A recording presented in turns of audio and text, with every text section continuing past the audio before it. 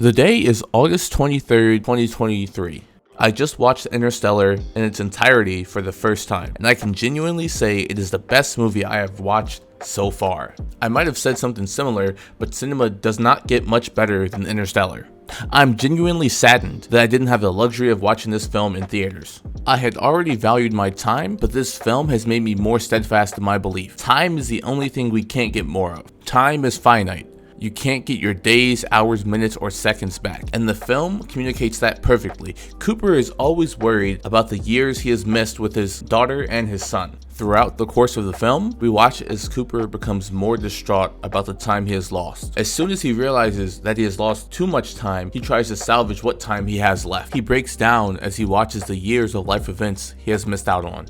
I'm not going to spoil any more than that. I often talk about original soundtracks. The quality of the music in any media is arguably just as important as the quality of the media itself. Good scenes can be ruined by poor soundtracks, and bad scenes can be redeemed by high quality soundtracks. But beyond that, the emotional significance of the soundtrack is all but impossible to explain. Interstellar is a prime example of this. A scene that is already heart-wrenching is made even more so by the high-quality soundtrack that accompanies it. The soft and slow buildup of the instrumental amplifies the mood of the scene as the viewer starts to realize the significance of the scene. This is why I cry every time I watch the stay scene. Stay, Merv. Don't let me leave, Merv. Don't let me leave, Merv!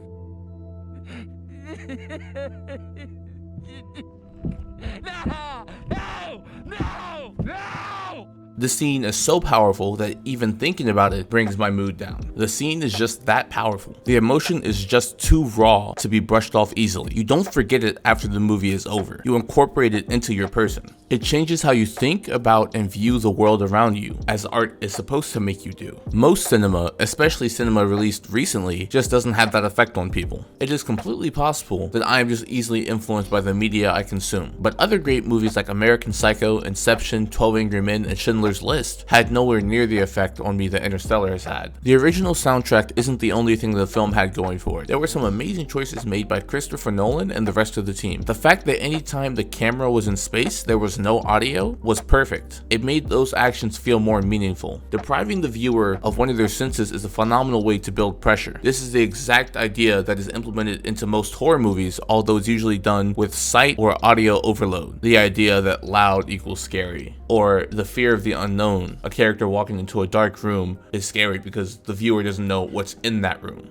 But in regards to Interstellar, it puts a greater emphasis on the visual aspect of what was happening. This isn't specific to Interstellar, but I have a very strong opinion about sequels. Barring superhero movies and film resembling them, there shouldn't be sequels to exceptional films, because oftentimes they end up undercutting a significant portion of the first film or completely changing major plot points. This especially applies to movies that have endings that are up for interpretation. There's a saying that the viewer will always come up with the best ending. In my opinion, this is correct. If the film's ending is open to interpretation, it allows the viewer to fill in the blanks. What happened after the ending? Did the main character do A, B, or C? Was it all a dream or a hallucination?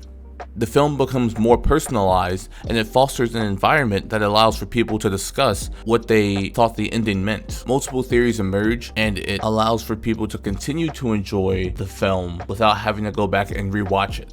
This is assuming that it is done correctly. Leaving the ending open is a difficult thing to get right. You have to provide closure to major plot points within the movie, but you can't provide anything too concrete because then nothing is left up to interpretation.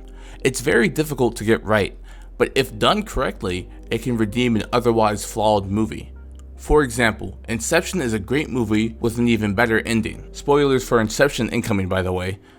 Imagine if the interpretation ending of the film was taken away from the viewers by there being Inception 2. Cobb was dreaming, here is more movie. And yes, I understand that the main takeaway from the ending was that it didn't matter if he was dreaming or not, but the point is that Interstellar is a great film, and not every great film needs a sequel. Also, Matt Damon is in 2 of the best space-based movies. They were also released in consecutive years. If you want a good space movie, get Matt Damon.